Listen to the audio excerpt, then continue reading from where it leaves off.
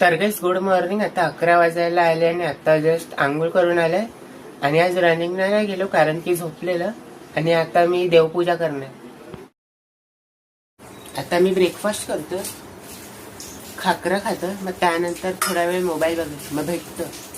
आता 12:30 वाजले आणि आता मी हांडवा खातो. मग 1 वाजता क्लासला जातो. तर गाइस आता 1 वाजले आणि आता मी मंदिरात जातो, मग त्यानंतर क्लासला जाणार.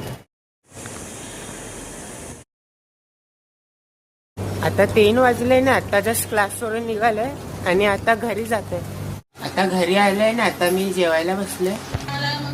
चण्याचं कालवण आणि चपाती खातोय. तर गाइस आता 5 वाजले ना, आता मी खाली राऊंड मारायला आलोय कारण की 10,000 स्टेप्स कम्प्लीट करायचे. 4-5 किलोमीटर राऊंड मारेल, मग भेटतो तुम्हाला. तर गाइस आता 6:30 वाजायला आले आणि आता जस्ट 12,000 स्टेप्स कम्प्लीट झाले आणि आता मी घरी जाते.